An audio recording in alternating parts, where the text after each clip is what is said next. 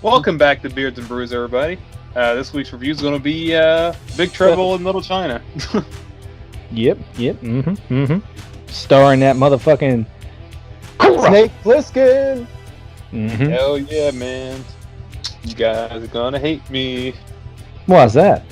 I'm not feeling this movie, fellas. I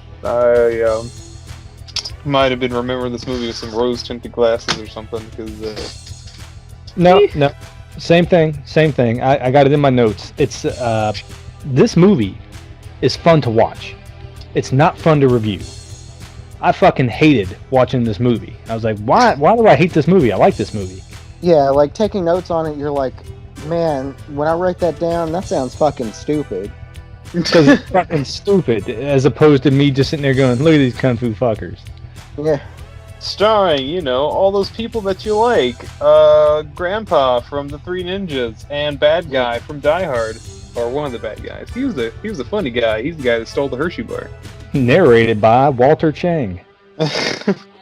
But it wasn't even about the review. I mean, I remember watching this movie as a kid, and I remember two things extremely vividly. One, this was like a great adventure, like just a wacky movie having a good time.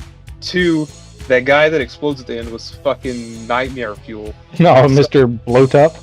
Yeah, Mr. Bloats. To me, this is one of those movies. It's a Saturday afternoon, Sunday afternoon. You don't have anything to do. You don't have school or anything. What are you going to do? You're just going to sit around. Oh, Big Trouble in Little China's on. That'll be cool. I'll put that on. And you know what Jack Burton has to say about that?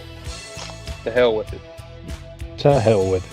This movie, like, it opens in such a fun way, with the whole, I want your version of the truth. What happened? Is magic real? And he's like, bzz, bzz, bzz. And, you're kind of into it. You're like, oh, here we go. It's whimsical. I'm all right. And then we get Jack Burton in his fucking truck.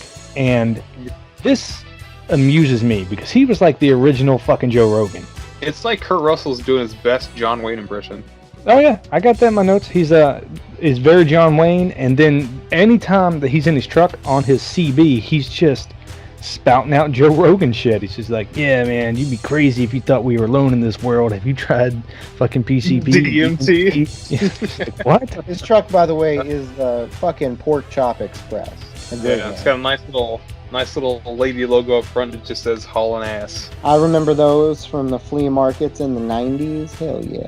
You talking about Americanism or whatever, patriotism, however we want to phrase this. Americana. We definitely get some America in here because this movie is very based in like folklore of the Far East, things like that, and it's really cool. And they make sure that the character Wang, ooh, clever, they make sure that his character constantly narrates to let you know what's going on. But when he's thank God. Yeah. When he's narrating, he's actually giving you a lot of detail on a lot of cool things. But then Kurt Russell always has to come in and basically go, America. Like, he's given this big spiel about how this drink is going to make them invincible and, the lotus flowers, this, that, and the other, some fucking analogy for how a man is this, that, and the other in the spectral realm. And then Kurt Russell's character's over there like, the fuck? And he goes, oh yeah, and, America, and he's like, yep, don't want to lose a feather off the wings of freedom. But that leads me into like one of my biggest complaints about the movie is that the movie does a good job of telling you what's what and what's going to happen, setting up the rest of the movie, and then nearly all of Kurt Russell's lines are just like questions that are immediately answered by exactly what's going on. That sounds like, oh, that's what it's supposed to happen? Not quite. It's verbatim. It's like, oh, this scene totally looks like something's breathing underwater. And he asks, what that? And they're like, something's breathing underwater. I'm like, okay. Well, obviously. Fuck it. Yeah, just whatever. Thanks for removing any doubt. Yeah, no kidding. And it was just like one after another. I'm just like, I just didn't want him to talk anymore. Like 3/4 through the way of the movie, I'm just like, all right. Kurt Russell's character through a lot of this was he remained doubting and questioning for way too long. It's like, I've got lightning on my fingertips or whatever. I don't know, some of the magic mumbo jumbo. It's not real. Yeah, he probably just snorted a 9-volt battery. Whatever. It doesn't matter. Flying around on wires. It's like, motherfucker, you got 3 Ravens just came down out the sky. 3 Raidens, absolutely. But just quickly, as we mentioned before, he is a truck driver. He's rolling through San Francisco at the moment. And I guess he's got some time to blow. He just starts hanging out with some of his buddies. One named Wang. I guess he owns a restaurant with another guy, and he's friends with another gentleman who turns out to be like the sorcerer who's been around for a good while. And while he's there, he plays like a game of poker? What was it? What were they playing? Dominoes. They are playing dominoes, sir. Yeah, dominoes. Now, when they're playing dominoes, Kurt Russell, from the minute he sits down to the minute he leaves that table, is beating the pants off these people, taking all their fucking money. But they're all so fucking happy to be losing their money. They're like, oh, look, man, yeah, woo, we love you. Because he's got that charisma. He's got all his points in charisma. All of them. And just so you guys know, they reference earlier in this, because, I'm a giant D&D nerd. There's a group called Acquisitions Incorporated, and one of their big things is Green Flame, and they make sure to do that early on in the film. And I was like, man, that's where they got that shit. Yeah. There are amazing ideas in this movie, but with everything going on and how much, I don't know, it's not nothing, it's just something. I just kind of sucked, and it's kind of weird to say that. It sucked to take this on. It was still, I think if we just sat down and watched it, it'd still be enjoyable. But to watch it and analyze it, the movie's fucking awful. But I will say the best idea that they had, like you were saying, there's great ideas. The best one they had is, what if you took a Star Wars character and inbred it? Fucking inbred Wookiee just running around later on in the movie. The Rancor that they had? Yeah, I got that. Whatever that was. It's like as soon as it was introduced, it was just like knocked out of the picture. They literally just shoved him over. Just ridiculous. But he makes that big appearance at the end, like, oh, you can't get rid of me. I'm going to go on to be in Teenage Mutant Ninja Turtles 2 as Razar. And it's just like, the end of like a Curb Your Enthusiasm episode. Bump, bump, bump. Yeah, this movie, man, I really wanted to like it. I was almost like chasing the dragon. I wanted that feeling that I thought I had felt when I was younger, but it just wasn't quite there. I'll probably think of a really good way to put it by the end of this review or whatever, but man, I don't know what it is, because there's so much to fucking like about this movie, and it's almost fucking infuriating that I don't know why I don't. Because we analyzed it. It's a stupid good time. You just have to just sit back and let this fucking movie happen. I guess. I don't know. Like, No, I'm I agree with frustrated. that. Like, I agree clearly, with yeah. I feel like I've picked it apart way too much to where it's absolutely just an enjoyable ride if you don't think about anything. Super enjoyable. But once you start, like, picking things apart, thinking about things a little bit too much, you're like, what? This is a kid's Saturday morning cartoon come to life. Okay, yeah. I'll give it that for sure. Especially all that neon shit later on. I can see that. Oh, dude, yeah. G.I. Joe! Like, all fucking day. So after everybody loses a great deal at the domino game, whatever, they owe him a ton of money, and then Wang's like, hey, double or nothing if I can chop this bottle in half with my knife. And Burton just like, yeah, whatever. So he goes to chop the bottle, it slips past the blade, and he catches it as quick as possible. He's like, all in the reflex. And he's like, okay, yada yada. Hey, we gotta go back to my place so I can give you the rest of the money. Plot, plot, plot. We find out that this woman who Wang had seen like 5 years ago is coming back to the States. She's flying in. She has green eyes. That's really rare for an Asian lady, I guess. So they have to go to the airport the next morning to go pick her up. Plot. And then we get to meet Samantha from Sex and the City. Oh, yeah. Yeah, Kim Cattrall. She's there, and Jack Burton, Mr. Kurt Russell's hitting on her, and she's like, you smell like Miller time. Yeah. I mean, probably. So she's there to pick up some lady with green eyes, and there's another lady with green eyes that Wang's wanting to get, and then we get some ruffians, some, as they call them, hoodlums. Yeah, a bunch of hooligans are there to kidnap her, and we don't... Chinatown. Dang. And we don't quite know why yet. Not a clue, but I will say this, that dude in the white sunglasses, fucking ballin'. He looked like that dude from Back to the Future Part 2. He's like, you bojo, hoverboards don't walk in water. So yeah, chick gets off the plane. There's a, what did you use the word as the other time? A kerfuffle? A kerfuffle, yeah, I was gonna say curmudgeon. I was like, but that's Yeah. not it. It's not like an all-out brawl. It's just like a scuffle. Yeah, it's really odd, but it kind of seems realistic because it just seems messy. And then the dude pulls out a butterfly knife and a fucking extendable baton. Which I was impressed with because those things are fucking awesome. You can buy them on Amazon. They're like $12. Help yourself, kids. Yeah, and Amazon then sponsor us. yes, anybody. So Anybody. Miller Time sponsor us. sponsor us. Jack just goes, "Where did those come from?" Just so confused. This is what gets me through the entire film: is Kurt Russell, fish out of the water comments and facial expressions. Yeah, the first half of this movie, he's not just a fish out of the water. He's kind of like a fish who wound up in the desert somewhere. He's completely out of the loop. Yeah, holy shit, why is this going on? This is why. Okay, fuck it, I'm with you. He's just like, whatever, sure, let's do this.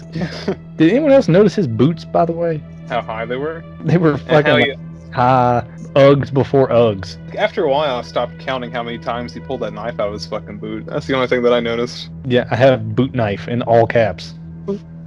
Oh. So anyways, there's a little scuffle and the lady is kidnapped. And then I immediately ask myself, why is she running with the kidnappers? Why doesn't she lay down? It's kind of like the guy who scores on his own goal. He gets confused and goes the wrong way. You want to get whapped with an extendable baton? I don't. I mean, do you want to get kidnapped and stuff in the back of that car? I mean, it was a hilarious looking scene. Like, she was just all stuffed back there like, meh, because it's a little sports car with one of those 45-degree angle back windows, and she's just like, ugh. Yeah, it's all that Hurts had at the moment, I mean. So they chase him down in his big old truck, hashtag hauling ass. And I will say this is kind of cool, because they do this a couple times to show off, I guess, whoever's driving the truck. He locks up the brakes and turns it like 90 degrees. It's really fucking cool to see somebody manage to turn something that big that accurately. But the whole time, like, the truck's doing these maneuvers, I'm like, holy shit, that's gonna fold in half. Like, it almost looked like they were about to break the damn thing. Fuck yeah, and it takes up the entire set. Like, if it's on screen, it's taking up the whole fucking screen. I was totally curious to know whether or not, like, they actually smashed something when they shot this movie, because it's like, oh my god, that looks actually dangerous. Yeah, it's too big to be going down those narrow-ass roads. Just like my dick.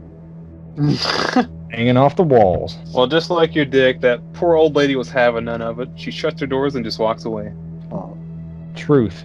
They end up in an alley during a funeral procession, chasing the baddies. Well, turns out the funeral procession is interrupted by the bad guys. We get the yellow bandanas versus the red bandanas. Who they are, don't care. It's really more like red turbans for whatever reason. Oh yeah, they mentioned that briefly, yeah. Turbans, yeah. You have the yellow guys, they're like carrying a coffin, they got the picture of the guy on top, it's very somber, they obviously missed the guy. And then the red turban fellas who are led by one of the henchmen from Die Hard just magically show up with just a bunch of machetes for whatever reason. I'm glad you brought up the machetes. All these guys, this is a martial arts flick, they're all holding some sort of, Far East weapon. It's whether it's a fucking scimitar of some sort, a katana, a spear. They're all holding something, and then fucking out of nowhere, one dude walks out and he's got a bandolier and 2 6-shooters, and then suddenly everyone's got AKs shooting at each other. Sounds legit. I mean, I saw the whole cowboy thing, and the first thing came to my mind is like, you can call him anything, just don't call him yellow. Oh, double entendre. But they had swords, and then all of a sudden, it's just a fucking gun battle, and then no one gets shot with the guns. They just shoot everything up. And then all of a sudden, they're like, okay, cool, we're out of bullets. Back to the weapons. And this is a really fun, well-choreographed battle scene. It was pretty entertaining. I give it that. Like, when shit hits the fan, it grabs your attention. Yeah, they do their fight scenes right. And Kurt Russell is almost the comic relief in these moments. Oh, absolutely. Because, yeah, it'll cut to him sitting in the truck with a face like someone will get kicked real hard, and it cuts to him. He's like, "Oh!" Like the drunk fan in the UFC fight. He had like a really human moment where like it cuts back to him after this crazy gratuitous, the end of that little fight scene before the next one, and he's so frightened he doesn't realize he had his boot knife in his hand, like just ready to. Yeah, he was just like, "It happened, huh? I was gonna stab somebody." Yeah, put that away. And then, sirs, we are greeted with the 3 Raidens. Lightning strike. Yeah, these are just 3 magical Chinese lightning. They're Raiden. from Mortal 3 of Kombat. Yeah, 3 of them. 3 Raidens. Yeah, it's when you're doing like a 3-player couch co-op and you all pick the same character, so you have to have diff outfits. Yeah, my Raiden, he's fighting style number 1. What's your Raiden? He's fighting style number 1 too, but he's wearing a different hat. Just, man, it took him so much to throw a goddamn dagger. They're like, kia, dagger. Just like, what?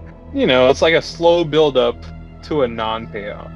Yeah, just to throw a dagger, and then Shang Tsung appears and gets ran over by a fucking truck. He's just like, yeah, whatever, cool, I got ran over. And he's like, hey, I ran you over. It's like, I'm all right. I straight up had to pause it and watch it again because I laughed so hard I missed the next 5 minutes.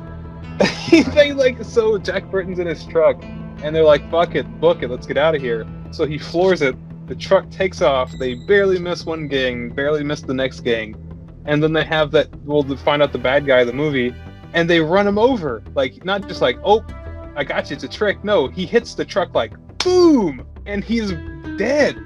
I don't care what they said. They hit that dummy as hard as they could.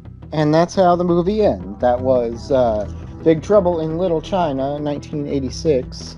Resolved all an axe. Yeah. But no, really, we're actually just getting started. Whoa. Then they have to run away because, you know, they hit a guy and the truck can't get out of there. And this is where we start to get into Kurt Russell looking like he does on the cover. Takes off his little overshirt and he's in his little white muscly tee running around with a big old smile. This is the happiest motherfucker through this whole movie. He's just always like, yeah, I'm just loving life. I mean, this movie will not let him cover that tank top. No, it's not happening. He's in there in a fucking kimono calling the insurance company. He's like, I lost my truck. And this fucking Wang is like, how do you think I feel? I lost a whole girl. Yeah. Yeah, that was a good one, yeah. And then, holy shit, in the most character introduction you will ever see in a fucking movie, you get this character come in, robed and hunched over, wrapped up like, who is this mystery person? This person who's going to add such an element to this film. The head wrap comes off to reveal Gracie Law. And they're like, oh my god, it's Gracie Law. What's Gracie Law doing here? Well, Gracie Law, Gracie Law, Gracie Law, Gracie Law. They say her name like fucking 8 times. And she's like, she even says, don't worry, it's just me, Gracie Law. And then Jack Burton's like, who the hell are you? Gracie just like, Gracie Law. I'm just like, alright, I'm done. Yeah, you say her name 3 times, she'll appear in the mirror and fucking cut you from groin to gullet. Well, they said that she was a lawyer or something, so I just assume it's like Bob Vance of Refrigeration from The Office.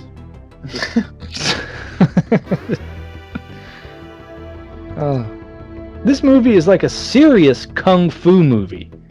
And then Kurt Russell's just running around confused like, I'm the hero, question mark? Yeah, this movie's kind of like Kurt Russell is the audience watching this movie, but he's in this movie.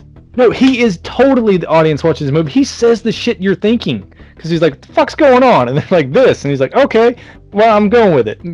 Just like, okay, we're still in. And then they need to, like, sneak in to rescue the chick. Kurt Russell, as a fucking nerd character, had me rolling.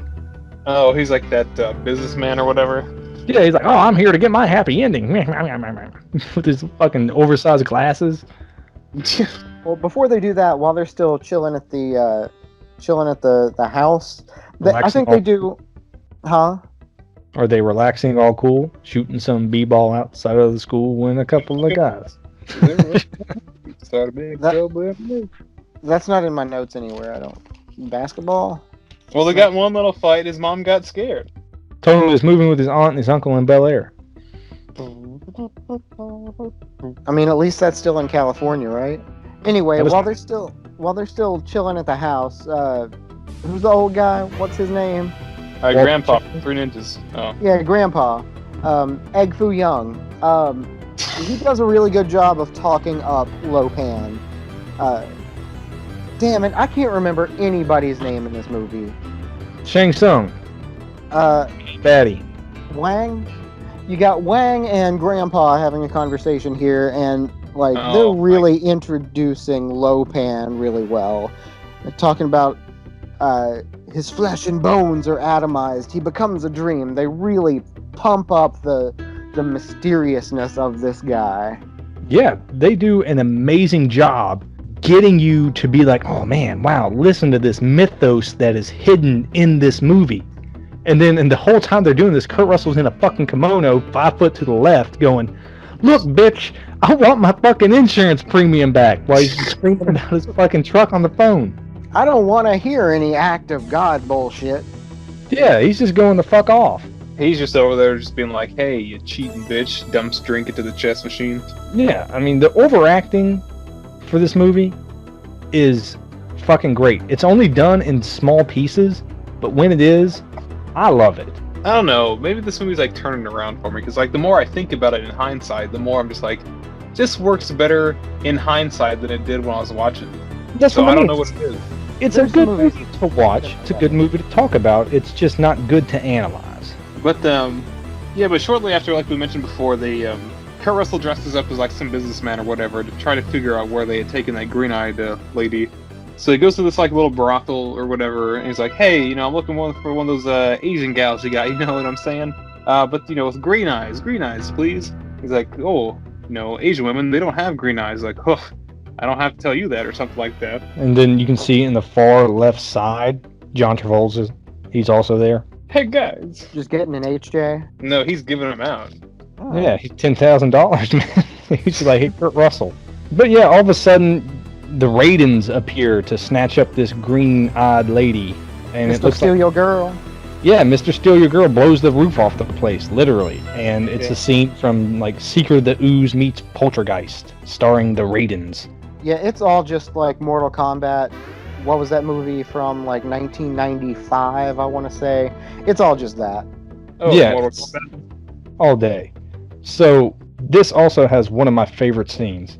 One of the Raiden guys is in the hallway. Kurt Russell goes up to him, lifts the hat, punches him. No effect. Punches him again. No effect. Nods like, well, I'ma head out. Gets punched through the fucking wall. I've done all like that. I must go. Yeah, he was like, punch. Well, all right then. I guess you win, just by ipso facto. All right. Yeah, there's like a fucking visual like head nod, like, okay. You got me. That's even better because you just realized that was his only idea. Yeah, I can There punch was it. no plan B. Nope. All right. Well, I'm all out. They snatch up the green-eyed lady, fly away. Kurt Russell's like, oh, these fucking whatever dudes on wires is bullshit. And then there's a really cool chair in this chick's office. That's where they escape back to, by the way. Oh. We are then treated to more of the story via journalist exposition. Oh yeah, that woman appears out of nowhere or whatever. Yeah, just kind of Yes, popped she up. does. She just walks through the door like it's Seinfeld, and everybody's just like, "Yay!" Now, another thing that's very obvious in this film is they want you to know when time is passing, because it'll show outside it's raining and it's light, then it's dark and it's light and it's dark. You can't tell what's going on, but thank God for the character exposition, because they'll go, hey, hours has been gone by, and they ain't back yet. Time passes in this movie via character dialogue. Either that, or they'll cut to somebody waiting outside, and they're just kind of pacing. It turns out they've been doing it all night. Yeah, they point at the clock like, it's been 4 hours. Yeah, I'm not paying any attention to that. To me, this whole movie happens over the course of like, I don't know, one evening. I mean, it would still work. Yeah. I'll give you that. Bing. They find out that their lady friend has been taken to Shang Tsung's secret hideout. And they walk in with the most ridiculous idea. Like, you know what? We'll say we're here to repair the telephone. Every other movie I think it would work. Yeah, every other movie you ever watch would be them being like, oh, I'm here to get the telephone. And everyone's like, nah, man, you can't do that. They walk in holding an old rotary phone, like, we gotta fix the phone. He's just yelling at the top of his lungs, shaking. Hey, this working overtime thing is it's something, isn't it? We're working evenings. We'll just be right through here. It's kind of like in Ghostbusters 2 when they were just like working on the road and trying to just act like they were working on the road and supposed to be there. It's like, what are you talking about? Hey, you're supposed to be drilling over here. Why you giving my dudes a hard time? Yeah, it's like my balls. The whole time I was just like, this is stupid. Then I remembered, if it's stupid and it works, it ain't stupid. Yeah, absolutely. Yeah, so they get in, and Thank God for dusty trails and secret passages.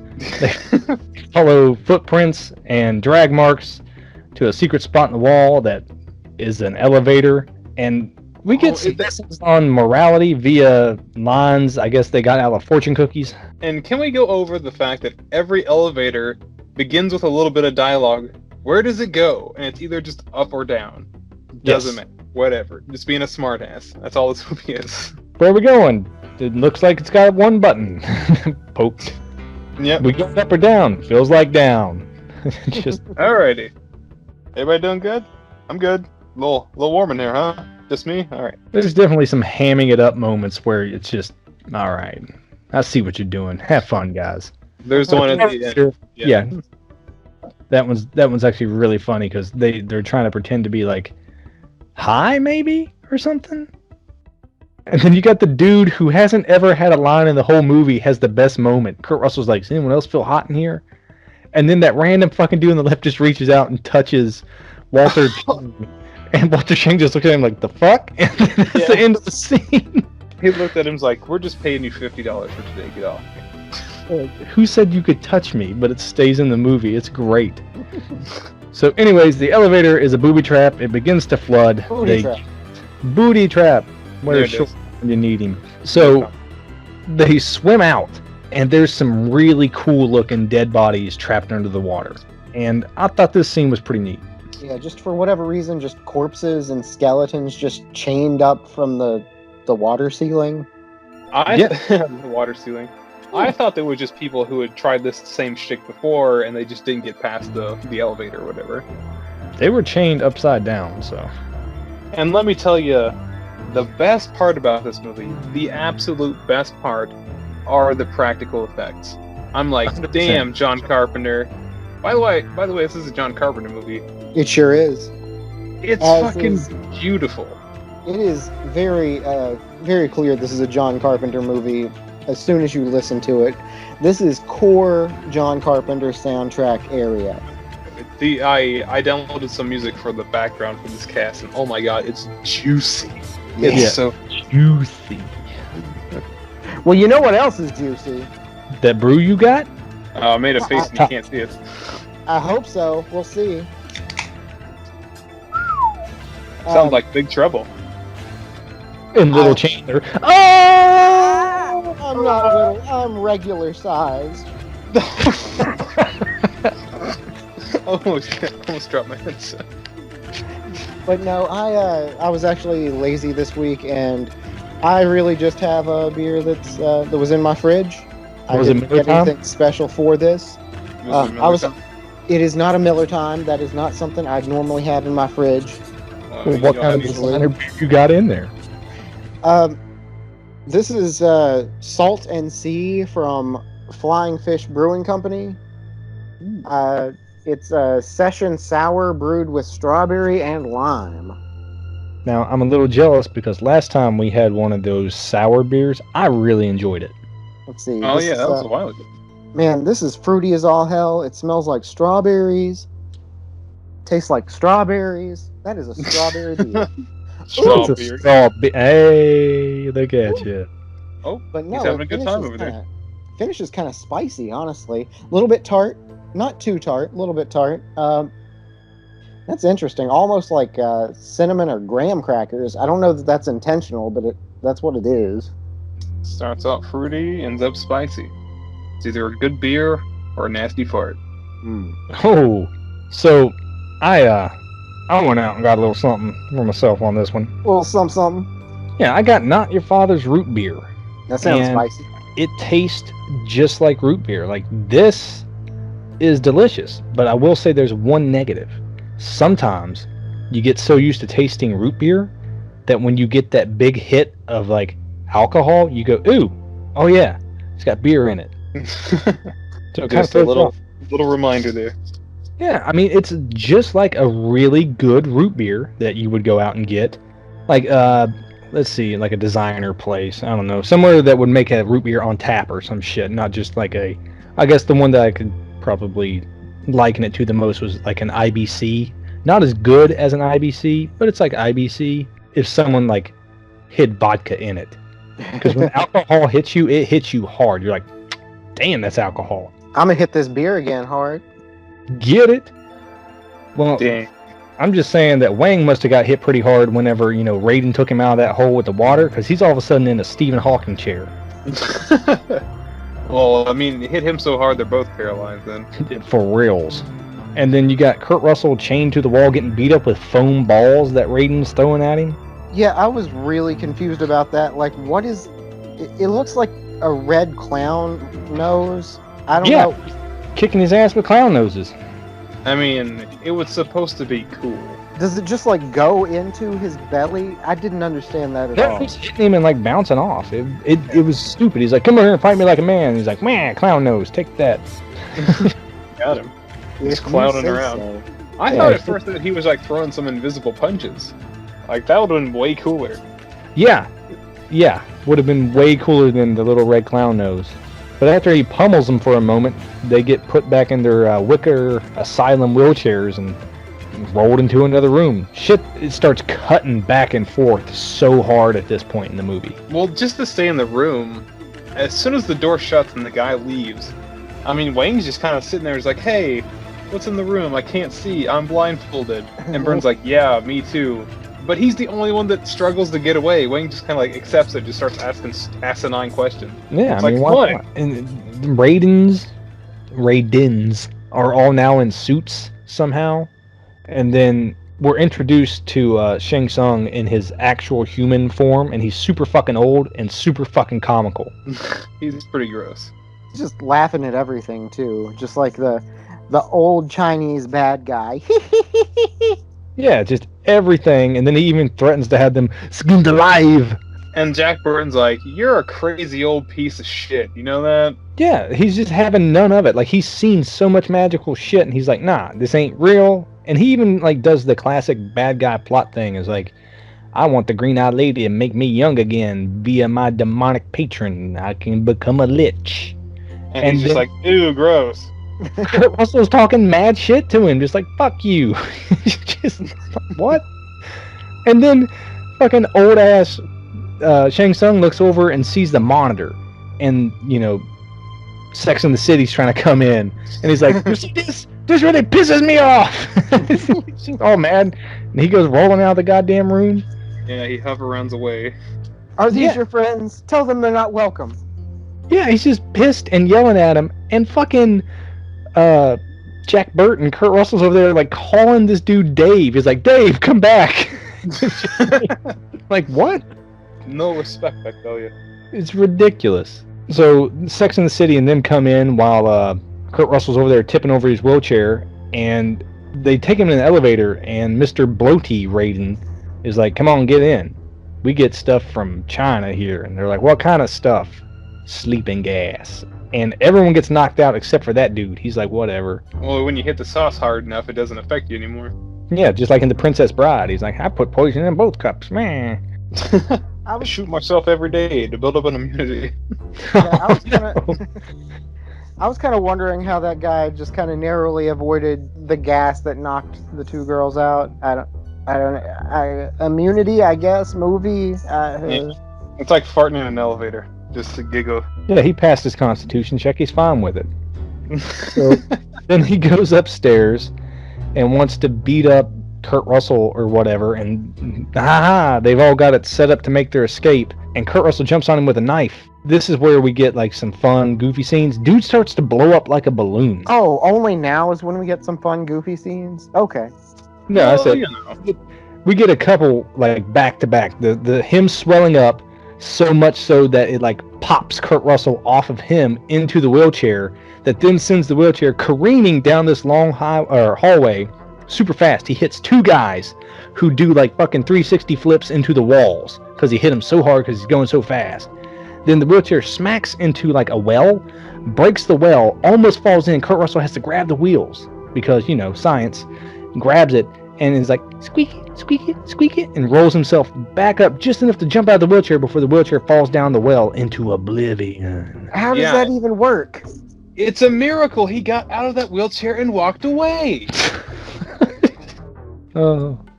We should be glad that, it's not Christopher Reeve, it's Christopher Walken. Yeah, fuck you guys. And then we're treated to a RoboCop guns, guns, guns as Wang shows up and now has a double barrel shotgun, a revolver, and a Tech 9. I don't remember this part for some reason. This is where they're distributing the guns, and he's like, "Give me that one," and takes the double barrel from that one dude, and then that's how Kurt Russell gets his signature firearm. Oh, yeah. Okay. The one from the poster. All right, so the next part that I have is where Wang and Jack go into like the girls are trapped in the cages. A little further down, but it's coming. Because before that, you get to be treated to a transformation by Shang Tsung. He has his pinky. It's like his cocaine pinky. It grows this big, long black nail, and he like pokes himself with it, kind of like a wasp stinger.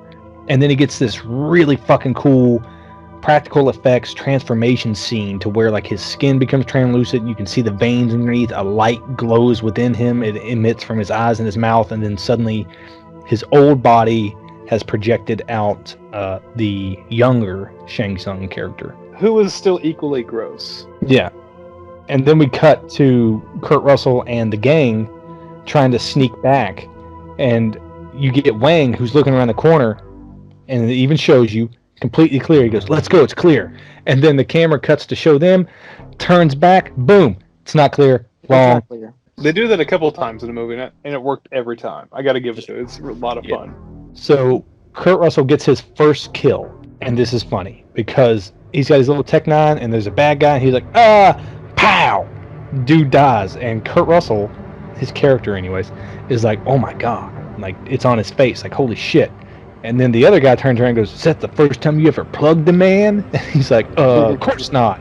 And just and like then we get a flashback to his prison days. Yeah, but rough sex with a man? Yes. Have you ever wanted to have rough sex with a man? No. But it just pans over and shows the other dude, and he's like, "Is that your first kill?" Of course not. And then, who is this fucking guy, and why is it like he's been killing dudes every fucking day or some shit? He's the dude that put his hand on Grandpa's shoulder. Yeah, but I mean, how many fuckers is this dude killing on the daily that he's like, "Is that your first kill, bro? I mean, do we need a minute?" Because, no, I was 14. They probably have like magical fights all the time down there in Chinatown. Yeah. That's what I'd be doing. What happened to your brother? Oh man, he got Hadoukened. That's good. So, yeah, the good guys are sneaking in, and we're treated to a really weird kung fu fight scene with these smoking poles. These lady warriors are fighting. Smoking poles. Yeah, buddy. Pick those words on purpose. But you get a glimpse of Kim Cattrall all hog-tied up. Like it's just a premeditated scene from Sex and the City later in her career. Sex and the City, so any references that you have to that is just lost on me. I think the only reference so far is that she was in Sex and the City. Well, in Sex and the City, she played Samantha, who was a slut. I think, aren't they all sluts? Kind of, but she was like the big slut. She wasn't like Shoeface. She was like picking a man and staying with that man and just doing slutty stuff. She was just like, "Oh, look, it's a different dude. I'm gonna fuck him now. Oh, look, there's another dude. Fuck. Someone's got to do it. My career's in the shitter." She just looked at the other girls and like, those are rookie numbers. Yeah, you gotta pump those up. Yeah, but they walk into this place and they got all these people in these like chicken wire cages, whatever, secure, I'm sure. And there's this really awkward fight, like between the smoke and pole people and like two of the other fellas, including Wang. Yeah. I don't know what happened. Like it's just tussling with ninjas. Yeah, that's all it is. They're just brushing up against each other sometimes. It made me uncomfortable. Yeah, that's a good bit later. I liked it. And all the while, I got Jack Burton crawling around like Spider-Man, just trying to figure stuff out. And he finally comes across Kim Cattrall. He's like, "How you gonna get us out of here?" And he's like, "I don't know." I have no idea. I have no idea. His fucking word. And he's just like, "I don't know." And then he just comes down out of the ceiling and starts shooting the fucking locks off like Wolverine in his Solo film. I'm just making this up as I go. Yep. I'm a seat of the pants kind of guy. Yeah, whatever. So he gets him out of there and he has to smuggle him down this ramp into water. And everyone's diving in the water because the bad guys are going to come and shoot them. And Kim Cattrall Oh, fucking man. flops. Like, just that. It's supposed to be a dive. Have you ever been to the pool, listeners?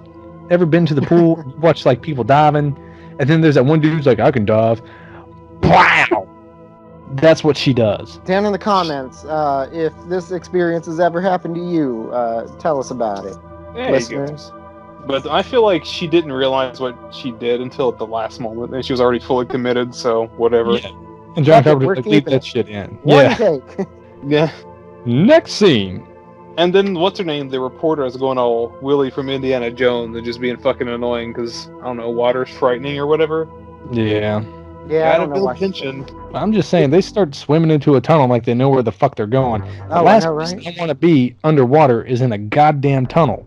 Like, what are you going to do? Oh, well, I'm number 3 in a tunnel of 5. Now I got 3 dead motherfuckers in front of me and 2 dudes behind me trying to push ahead. And I'm going to drown in this tunnel. But that's not how it works out in the movie. Everything works out just fine. Jack pops out on the other side, gets him a kiss, and she's like, what are you doing? And he's like, sorry. Just thrilled to be alive.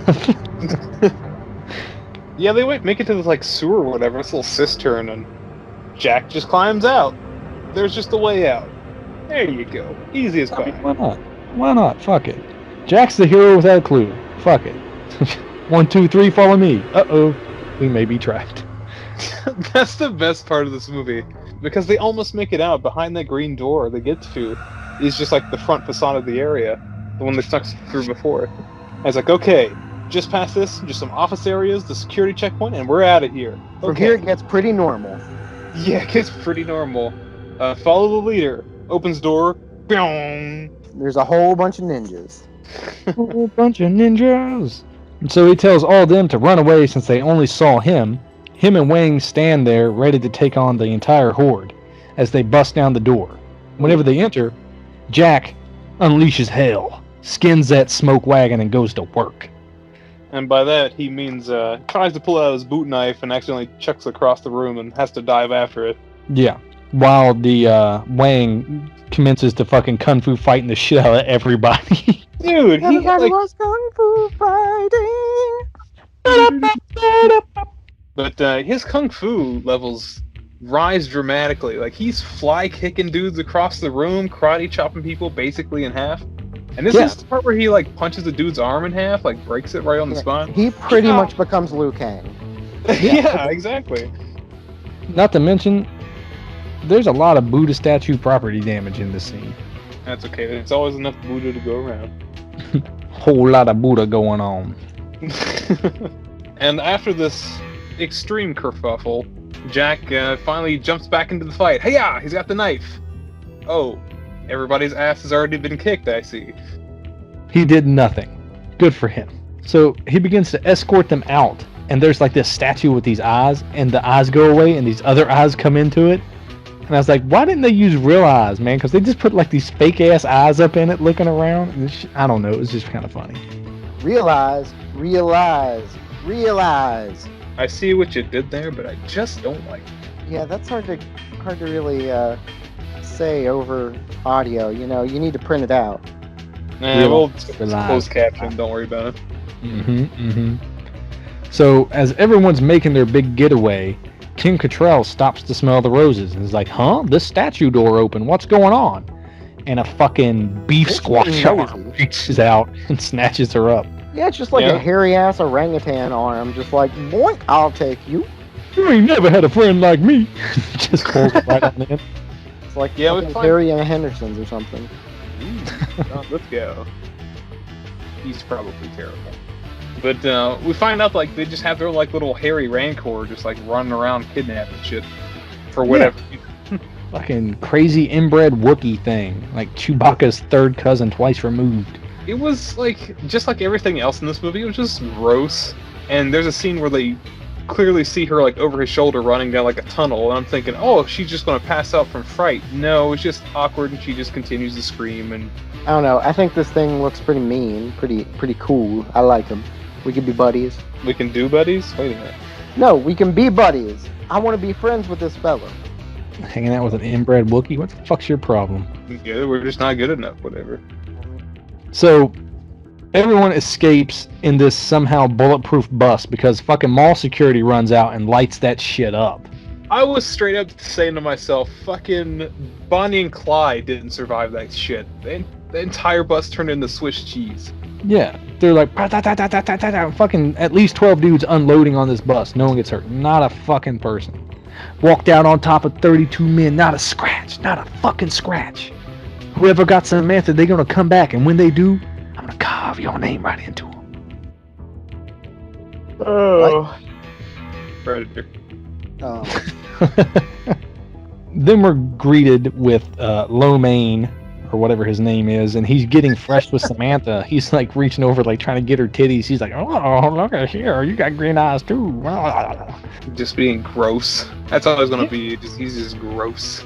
I've got something to say about this. He acts like this is super rare or something. I get an Asian girl, green eyes, probably not the most common thing, but he sees Samantha, or whatever her name is, and is like, "Oh, I can't believe it! 2 green-eyed girls. What are the odds?" Okay, this motherfucker can walk through walls. This is the United Goddamn States. He can't go 2 blocks outside of Chinatown, find another girl with green eyes. He's been searching for 2,000 years. He hasn't walked 2 blocks over. So Shang Tsung all of a sudden shows up while Samantha's checking out the floating lady, and he gives her the It-style deadlights. Like his fucking eyes light up, his mouth lights up, and he's like, "Aah!"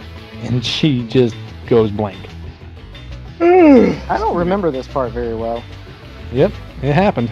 Well, this is the part where like he just puts them both in a trance so he can go ahead and go through this whole wedding thing and marry him and become, I guess, human again. So in the meantime, Wang and the rest of the crew have went back and got some kind of dream powder, potion, gourd, and they use up. It is methamphetamine. You aren't wrong. Dude's got like beakers and shit set up. There's some blue stuff on a tray. It's that good stuff from Breaking Bad. Oh, what was that called? Blue something. Meth. Blue ice or something like that. Blue eyes. So they take this fireman's pole down to the TMNT layer, and it's fucking the scene from Goonies. Yeah, Like, no, I actually have written down here, it's basically Goonies now. Yeah, and this is the part of the movie, probably the last 26 minutes, where the movie gets really good. It's real fun from here on out, because it's basically the Goonies. Yeah. And it throws out everything. Like, nothing matters. All it matters is just to get this plot finished. Rest be damned. They start pushing. Let's have some fun. And it's pretty good.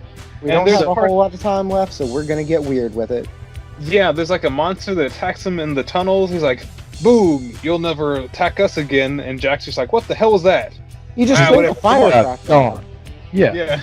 A Remoraz comes out of the goddamn wall, eats somebody, and he's like, "Whatever, no big deal." And in the fucking meantime, they are getting this wedding ready, and it keeps cutting to the Raidens, who are now either topless or wearing something else that shows off their form, and they're fucking kung fu flexing, wearing tiger print wristbands, and like the chicks are floating around touching his Dragon Ball that's attached to the ceiling.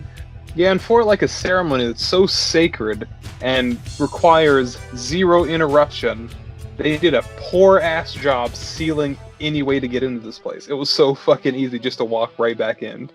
Yeah, no big deal. And this is my favorite part. This is how you know that Kurt Russell is the audience. Kurt Russell gets up and he's like, people start talking to give exposition. He's like, "Just get to the goddamn point." And I was like, "Yes, please." I agree, Kurt Russell. He's basically like, "Hey, if he can bleed, we can kill him." Yeah, he's like, "Here, drink this juice first, though." And so they get all hopped up on goofballs. It cuts over to the bottom of a JCPenney's escalator, where apparently that's where this dude's getting married. And while they're inside, they have this like little moment. We discussed it earlier, so they just have all this fucking... They're all hopped up on Mountain Dew at the moment, and they're just kind of chilling, kind of working, they kind of feel pretty good at the moment, you know? One guy's like, "I've got a very positive attitude about this." Yeah, we're about to die, this is nice. I like this. They're like, "Yeah, you know, we're going to go to this neon wedding with all my buddies, you know, we're going to serve drinks at the bar, America toast."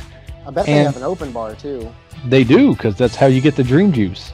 Fucking Walter Chang just serves it to you, out of a gourd. Thanks, Gramps. So, the recurring theme here is Kurt Russell's face. It's either falling flat or looks confused after he puts on an act of confidence, and it's fucking great. He's like, yeah, this is gonna be great, and then it'll like turn to where his back is to that character but still to the camera, and the face is like, full of confidence, and it drops to like, oh shit, what the fuck am I doing?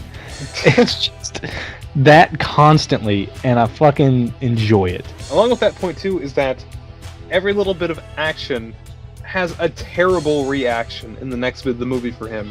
Like, he goes gung-ho in a little bit, winds up knocking himself out. He tries to go for his boot knife again. It gets stuck in the guy, and he dies on him. So for like 10 minutes of this fight, he's just on his back trying to get the dead guy off of him. Like, oh, fuck. Well, how many times has that happened to you, really? I mean, it happens to me all the time. Every Wednesday. Yeah.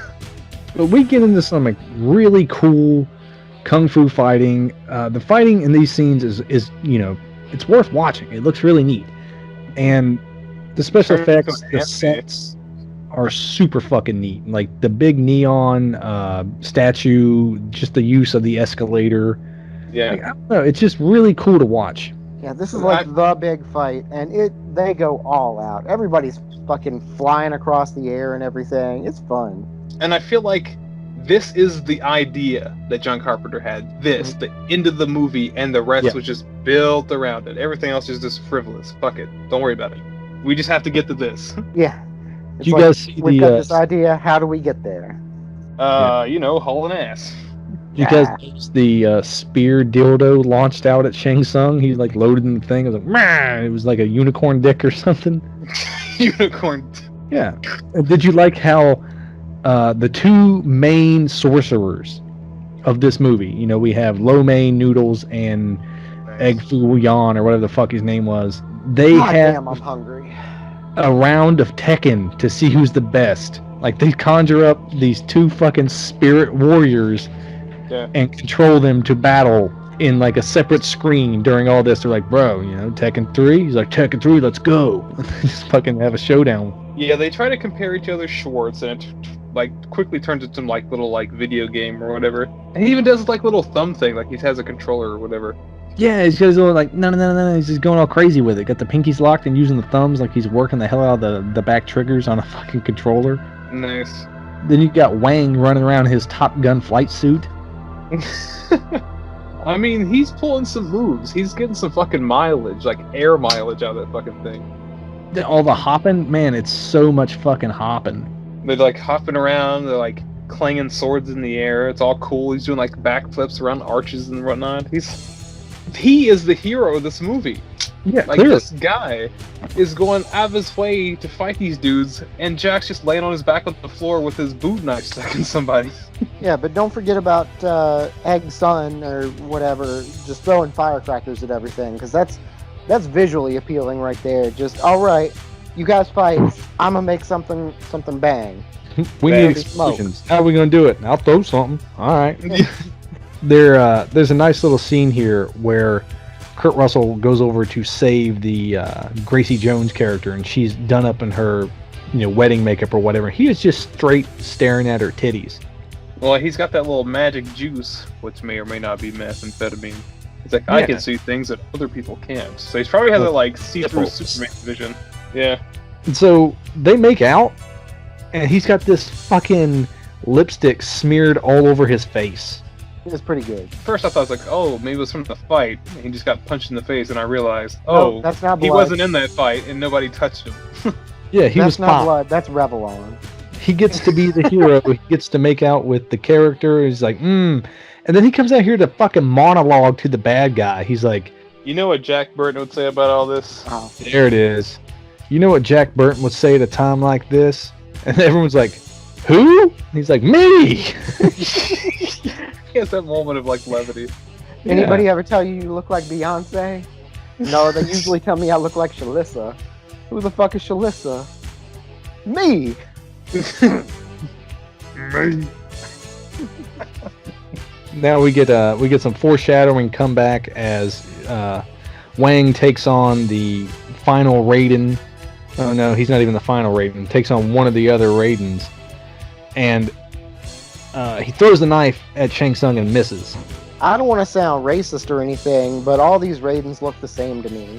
Well, one Raiden's got the leopard wristbands, the other one's got the chest armor, and the other one is, I guess, different because he doesn't have anything to stand out. He's the one that knows how to party. Yeah, he's just an all-around good guy. He doesn't need gimmicks. Yeah. Kurt Russell throws the knife, misses. Shang Tsung's like, I'll go pick it up and throw it back at you. But I like that little moment where everybody was just like, really? That was our one shot. Yeah, that was, and you fucking messed it up. But he throws it back. Reflexes, bam, grabs it out of the air and fucking immediately whizzes it right back into Shang Tsung's head, killing the shit out of him. Which is great. That was probably the coolest thing I've ever fucking seen. Like, it was just over. Pow. And for some reason, it was extremely satisfying. I was just like, yeah, okay, nice. The bad guy died with one hit? I love it. It's like, bang, it's over. Okay, we gotta go. And then it like hard cuts to Wang and one of the Raidens, Swelly Raiden, running back and forth, trashing a room, like bits and pieces are flying. It's almost like a Benny Hill scene. Yeah, because that's where the real movie is happening. Like, Jack Burton almost doesn't matter. It's fucking Wang taking up all the slack. It's all about the Wang. All about the Wang. And then, Wang comes running out of the room, and Swelly Guy comes out and sees that Shang Tsung is dead. And he's like, dead parents! And starts to fucking swell up. Yeah, he's like, swelly, welly, welly, well. Violet, you're turning violet, Violet. So he pops, blows up the entire fucking room. Everyone's running around. And then we get the last Raiden who shows up. And they have to jump out of this hole. Oh, no. Hang on, let's rewind it. Because they go through that hole the first time, sure. And then there's just like another hole they have to jump through to get to the next floor. And they have fucking Grandpa from fucking Three Ninjas up there. And they're like, how the fuck did you get there? And he's like, it wasn't easy. I'm like, come on, man. Don't do that. Fuck. Like, well, we couldn't think of anything in the script, so we're just gonna leave it a mystery. Well, what makes even less sense is how that fucking hand crossbow pulley system works. He had his Jeep. Like, he shoots it down, and there's a wire from the crossbow to the floor, but then there's another wire going up, but it's just him up there holding the crossbow, and people are like getting pulled up somehow, and it's like it's Chinese black magic. It's what it is. Sorcery, good sir. And it's so much sorcery that's how they kill this fucker, is they drop a statue on his head. Yep. They brutally murdered that man. He was crushed. He's like coming up out of the hole, and he's just like, oh shit, statue, and it's just... He folded like a pancake. I was just like, oh god. And that was the first and only, for those keeping track, Wilhelm scream in this movie. Yeah. Ow! They make it out to the truck, and they, quote-unquote, haul ass out of there as the popo shows up.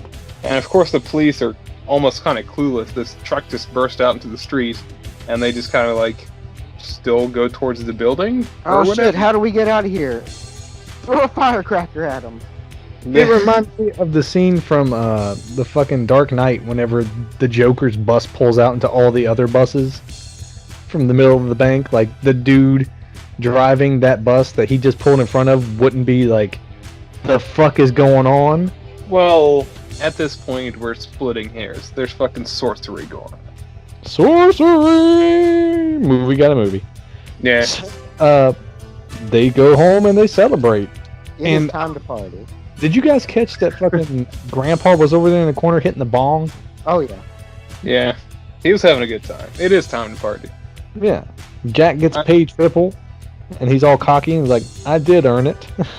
Everybody's getting lucky. I mean, that fucking reporter straight up's like, hey, let's fuck. To that one dude that owns the restaurant. Yeah, for reals. And then it's really cool because Kim Cattrall's character is like, you know what? I could come with you. We could just get a little thing. He's in the back of your truck and we could be together. And he goes, you know what? Sooner or later I rub everyone wrong. And I'll think about it. I'll think about it. Probably not, though. Yeah, he's like, that's gay. He skips down. Yeah, miss me with that shit. He fucking bounces, turns her down, and he gets right back outside, eating a sandwich, doing his podcast while Chewbacca gurs. Roll credit. Trying to pull like a Thriller or whatever, and like as he's driving away, that fucking Rancor or whatever's like in his back little storage area. Woohoo. I like that though. It makes me chuckle a little bit. It's a movie. It's got really great sets, some really fun dialogue with subtle quirks that sell, these characters.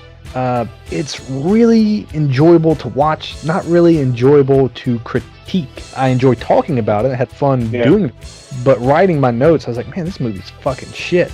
This movie is not good. It's not good on paper. It's barely good watching it. I have to agree with you. Maybe because I was trying to look at it at a different eye, like a more keen eye, kind of fell apart because I was having no fun watching this, and I was trying to find that feeling that I had when I was a kid, and it just wasn't there. This is the kind of movie to me that like you put on and you watch it over and over and over again, and it's just fun. Don't think about it too much. Please, just God, let it happen. Just let it happen. It's somewhere between the Goonies and Mortal Kombat. The Goonies combat. There we go. That's the perfect simulation. I like that. Goonie combat. Truffle shuffle.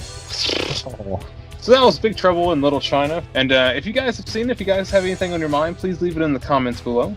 Make sure you hit that like and subscribe button and crush that bell icon so you know when we have another one of these little ditties brewing.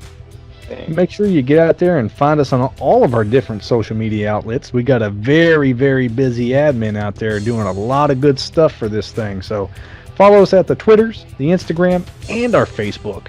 Deuces. Brown.